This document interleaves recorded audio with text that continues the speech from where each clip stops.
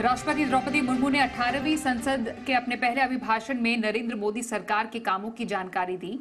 साथ ही राष्ट्रपति ने अपने अभिभाषण में पेपर लीक का जिक्र भी किया। राष्ट्रपति द्रौपदी मुर्मू ने कहा कि पेपर लीक की घटनाओं की निष्पक्ष जांच और दोषियों को कड़ी सजा दिलाने के लिए सरकार प्रतिबद्ध है। हाल ही में कुछ परीक्षाओं में हुई पेपर लीक की घटनाओं की निष्पक्ष जांच और दोषियों को कड़ी से कड़ी सजा दिलवाने के लिए मेरी सरकार प्रतिबद्ध है। हमारे इससे पहले भी हमने देखा है कि कई राज्यों में पेपर लीक की घटनाएं होती रही है। इस पर दलीय राजनीति से ऊपर उठकर देशव्यापी ठोस उपाय करने की जरूरत है। मेरी सरकार परीक्षाओं से जुड़ी संस्थाओं, उनके कामकाज के तरीके, परीक्षा प्रक्रिया सभी में बड़ी सुधार करने की दिशा में काम कर रही है।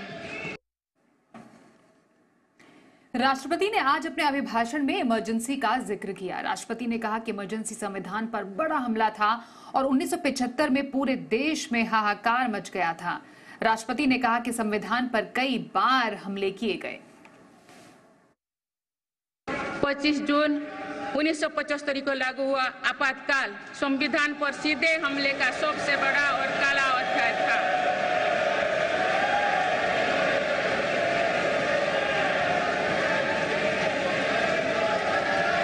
तो पूरे देश में हाहाकार मच गया था, लेकिन ऐसी असंवैधानिक ताकतों पर देश ने विजय प्राप्त करके दिखाया, क्योंकि भारत के मूल में गणतंत्र की परंपराएं रही है। मेरी सरकार भी भारत के संविधान को सिर्फ राजकाज का माध्यम भर नहीं मानती, बल्कि हमारा संविधान जन चेतना का हिस्सा हो, इसके लिए हम प्रयास कर रहे हैं।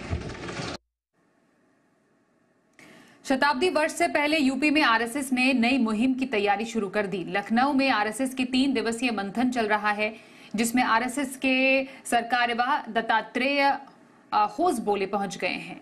इस बैठक में संघ के पूर्वी क्षेत्र के अवध, काशी, गोरक्ष और कानपुर प्रांत के पदाधिकारी, विभाग प्रचारक शामिल होंगे।